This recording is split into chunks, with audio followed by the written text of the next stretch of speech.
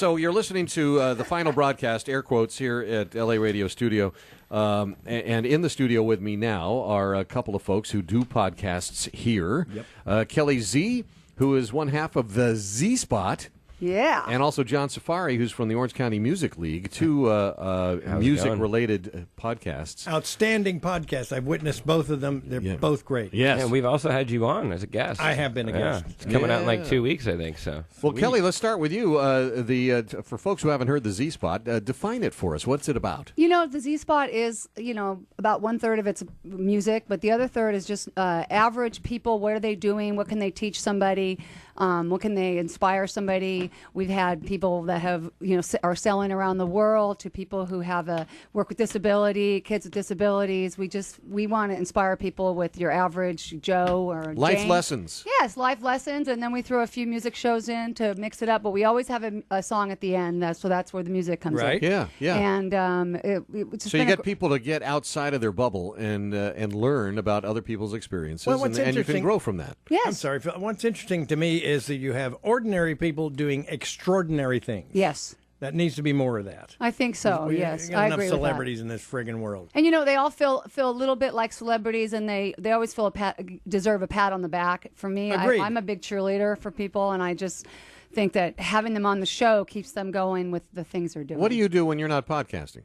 I am a singer of a band and called Kelly's Lot, and we're doing really well. We're going to Spain in August to play some gigs, and she's played in the studio many times. Yes? Live. Yes. Now it'll be the Kelly's Lot World Tour or European Tour. What do you call it now? You got to make the T-shirts. Yeah, we're just going to do Spain and then France and Germany next year. But we play a lot in LA and Southern California, in Ventura, and love it. The band's been around 22 years. Wow. And how would you describe the music? It's blues, rock, and roots. Blues, rock, and roots. I guess. They said so. Little folk, a touch of bluegrass in there too, maybe. A little bit more we're getting towards there a little bit. We like it all. Yeah? Does somebody play a mandolin or a banjo in the group? We got somebody who's going to put some mandolin on the next album, so yes. I like the mandolin sound. Me too. All right. Me too. Well, Kelly's Lot. Look out for that. And also here with us is John Safari, Orange County Music League. What in the world is that for folks who don't know? Well, the Orange County Music League is one of 3 music leagues that we have established in Southern California. We also have San Diego and Inland Empire. Like a competitive league? Like you have teams? Not quite. It's actually the complete opposite. We try to get bands not to compete with each other because they should be working together. And well, there's an idea. Yeah, it's weird, right? We actually just this morning, released our new website for themusicleague.com, which will incorporate all of the different music leagues. We're going to be starting a few more, hopefully by the end of the year, in different states as well. When you say the artists work together to help each other, what exactly, to what end? Well, basically, the battle of the bands thing that's been going on has made bands think that one or the other needs to be better, or that they're better than this other band that's playing a show, and it makes them not work together to keep fans to watch the other bands.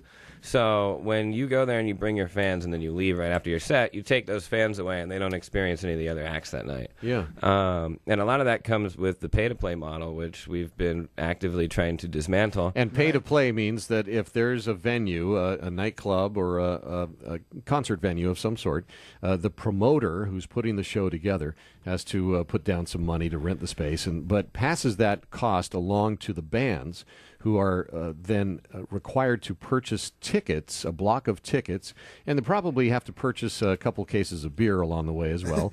and always need beer. Then they sell those tickets to as many people as they possibly can, but they don't necessarily always sell the whole block of tickets, and thus the promoter has a zero-sum gain on the cost of putting up the show and wins whatever additional money there is spent on the bar. Absolutely, and that's just completely ass backwards, not okay. And the promoter's job is to make an event that's going to succeed, and you have to take that risk, and you have to be able to pay the artists that are the reason that anybody's shown up to your show in the first place.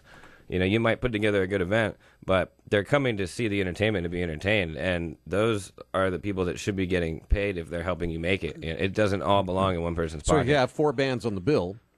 The promoter then is paying the 4 bands, and then it's incumbent upon the bands, now that they've got the money. It's a little like when you're building a house and you get the contractor and you give them the first installment and they say, okay, adios.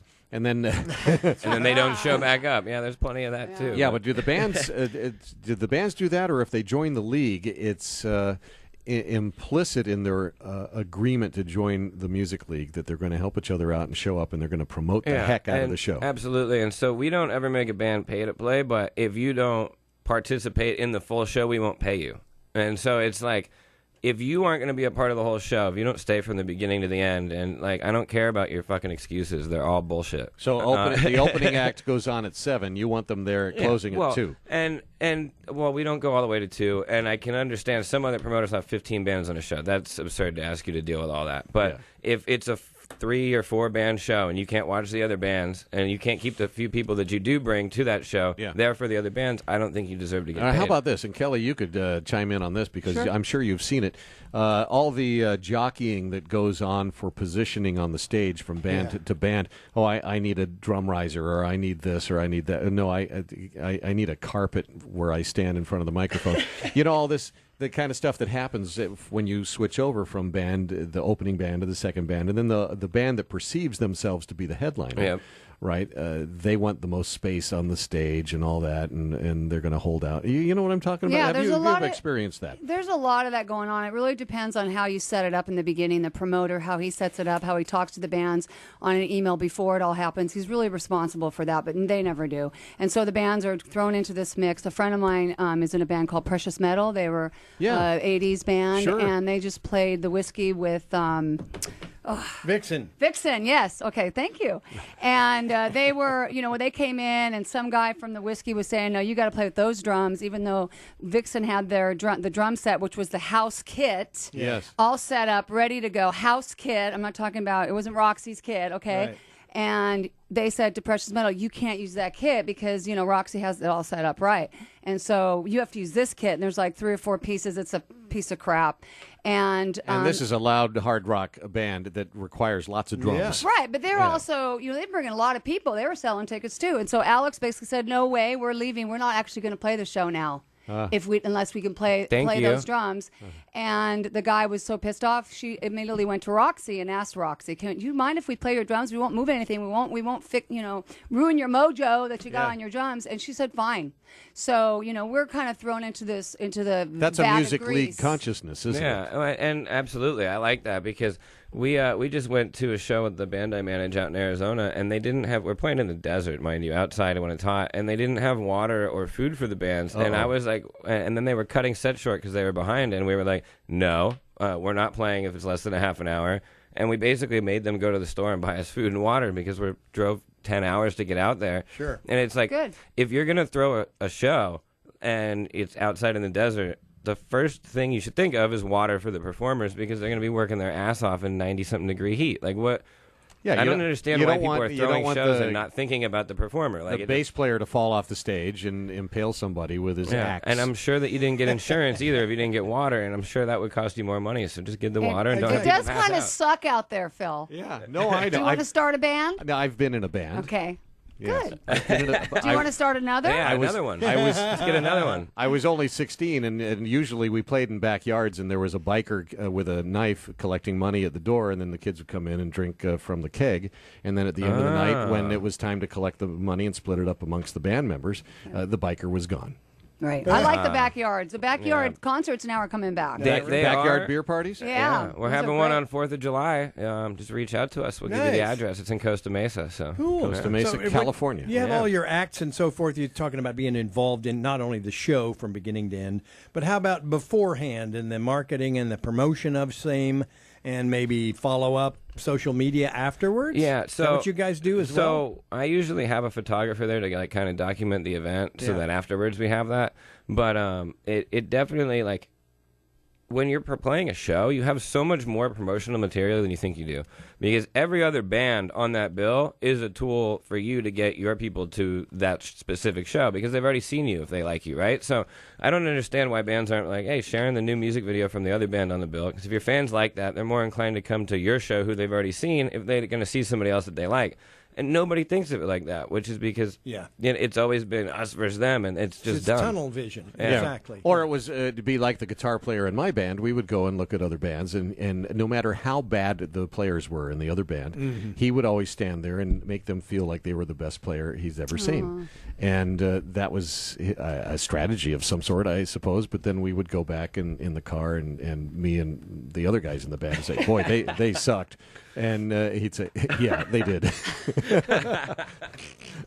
He was trying to be supportive, which is nice. And you know what? And nobody does that anymore. And I don't say nobody. There's like I can count on one hand, but there's a few. But it's if you want that support and you can't give it, you're never going to get it. And it's if you run your program the way of supporting other people and putting yourself out there, you're going to receive that back from. Now people you do this without record labels, right? And you put out records. I mean, explain that process. It's all on the band. Your band is a business, and so it's no longer like relying on somebody to take you somewhere. It's running a business, and in the YouTube, like you can get your music to anywhere on the planet by just posting it yourself. Sure, right? yeah. So provided YouTube believes you that you own the music. Yeah, and that's as easy as just putting your music up on the internet, which I have a distribution platform through a thing called Symphonic Distribution, where none of the bands have to get charged to put their music up, and the distribution only takes 10%. And so whatever you make online is you get 90% of your digital sales. And I just do that for bands to not have them fall into stupid record contracts with all these fake record Wait, labels. that's better than what iTunes pays, isn't it? Well, you'll still get you'll still lose the iTunes amount on iTunes when they collect it on the distro platform. But yeah, iTunes is the worst. If you're an independent band, you should just stick to Bandcamp because you get 90% of what you sell on there, and it goes straight to you. And the fans are there. I mean, how many records can you sell on Bandcamp if you're just an up and coming band? Can you sell really. Can you sell 1,000 copies of your song? It's more about physical. Like I see more people buying a CD from a band that they see live because they want to try to take the feeling that they experienced at the show home with them. Oh, that's old school. Yeah. Yes, that's the new way to sell CDs. It is, and it's coming back. Like I personally love it because I like having the art in my hand. Like I grew up in the CD. I never had tapes, so the rest of this program is all like just a learning experience for me because it's a bunch of people who have been doing this before I was even born. So And it really comes down to engaging your audience, and like you had 100%. said about sharing the video of the band before you or after you. I do that kind of stuff when we play, but really what it comes down to, you have a great situation for bands that play for you guys, but most of the time the way it's set up with the promoters and the clubs is that that's your time slot, and get out, get in, get out. It's it's really up to you to be the the generous one to start it, but is it going to trickle down? Hopefully it will, which is what he's saying, but it's really set up almost to have us not like each other, and it is because it keeps them making the money, and if everybody doesn't like what's going on, is on the same page, they're out of a job. Yeah. And like in Orange County, there's already like not pay to play when it comes to local events, at least because of what we've done in getting the bands to be on the same page, and I'm nowhere near content with the progress either.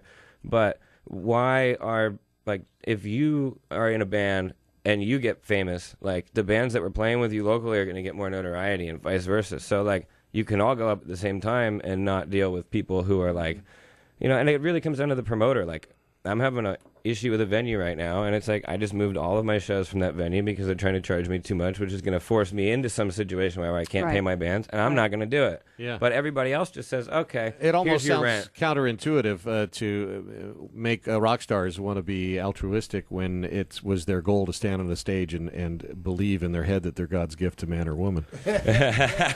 Right? Well, I'm a fan. I love going out and hearing music. I love sharing. If you ever see my Facebook page, I share other people's videos, not even if I'm doing a show with them or not. I'm a fan of music. So I'm lucky, and I think my fans appreciate that I love other bands and engage. It's not all about me, and I think they really do love that. And as far as selling CDs, they say that CDs are out. They're not, selling anymore, but they do sell at gigs. I have a kind of fun thing I do. A lot of times I'll say, leave a tip, take a CD.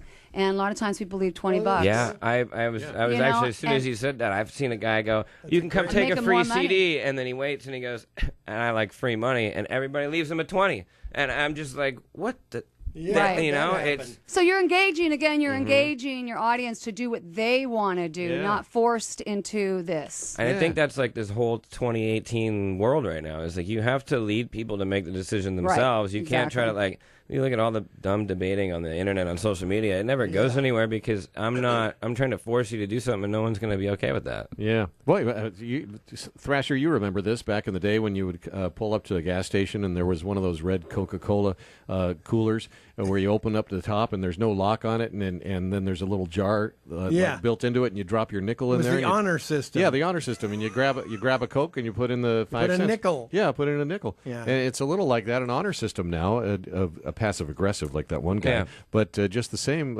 I kind of like that, and that opens up a whole new sort of mental approach to marketing. Mm-hmm. You know, because you're exactly what you did. You invited people to willfully participate, as opposed to, hey, buy my record, everybody. And it's the same thing when you're promoting an event. Like, you need to hit up people personally and give them a phone call and be like, hey, what are you doing Saturday? And don't go like, hey, it's Saturday, you need to come to my show, what's up? Be like, hey, what are you doing Saturday? Right. You know, oh, that's cool. Like, how's work going? Oh, that's rad. Okay, cool. Well, dude, Saturday you should come have a drink. Even if you can't stay for the show, like, come out and have a drink with me. And they're going to show up because no one invites anybody personally anymore. Yeah, that's always been a strong part of your pitch that I've heard from you, is one-on-one engagement with people. And particularly at the level that you work on, Kelly, and you, John, you know, it's not... You know, you don't have international management companies hammering, locations and building festivals and all that. This is grassroots stuff. So it's real important to nurture that right there, or it dies. Absolutely. You know, so hats off to you. All right, so tell me about some of the success stories that are coming out of the Orange County Music League. So what are some bands that we should look out for because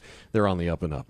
It's a good question. Right now, a couple of bands that we have worked with, Assuming We Survive's on the full Warped Tour this year, which is the final Warped Tour. It's the third time I think they've been on the Warped Tour, and they're out of the Inland Empire. And I mean, if you look them up and you're looking to like emulate a band as a local band, that's the one you should try to be like. They support everybody.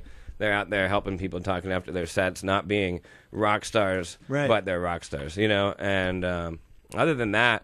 There's a band Capital North. Capital North. They're killing it. They're out of L.A. Yeah. And we had the first CD that we actually released on our distribution platform was a year ago in like 2 days. It was from a band called Graveler. They don't play too many shows, but it's because their guitarist is a really notable producer, and he was on the last Macklemore album that went like double platinum or something like that. So he gets really busy with all that. But yeah, with legitimate work. Yeah, weird, right? Legitimate music industry work. Yeah. You don't have to chase down that paycheck. Good. Now, what were you going to say, Kelly? I was going to write you guys a note, but I just wanted to say, in case you throw me out in 2 minutes. Yeah. Which it sounds like Mike's going to be doing here. We are saying goodbye to the Z Spot. You know, Marla White. Yes, Marla White is. She's got a bunch of new jobs. She's a publicist, and she's just going to step down. We wish her well. We wish Marla White well, and the Z Spot's going to kind of. I'm not sure what I'm going to do with that. I still might bring it back, but we're going to. Well, you could leave your shows up forever, right? Oh yeah, they'll all be there. We have some great guests, and those are going to be going on forever. And we have a few more coming up still. But I'm going to do a new show called Chat with Kelly Z, and it comes from. I used to do interviews for Casey Regan from Music You Could See. I don't know if you know him. And it was video and me interviewing a bunch of bands at blues festivals and different festivals at the festival. And so that started with Chat with Kelly Z, and that was kind of on hold for a while. Now we're bringing it back for a podcast. Oh, good. So it's going to be chatwithkellyz.com. You can find out all about it there. Awesome. And the Z Spot we'll still be promoting the Z Spot and all the old shows that Mike produced, and we're really proud of it. And goodbye, Marla. We'll see you soon. Well, it's one of the wonderful things about having this LA radio studio for guys like you, for Kelly, for John. And absolutely. I just, we're putting a paragraph, we're putting a comma here in this very long sentence. You know, it's going to go away. We're going to come back. But it's just been a wonderful platform, and certainly for me personally. Thank you, Mike Stark. For you guys, for both. Thank you to Mike Stark. TheMusicLeague.com and chatwithkellyz.com. All right, there are two websites that we want you to go to right now.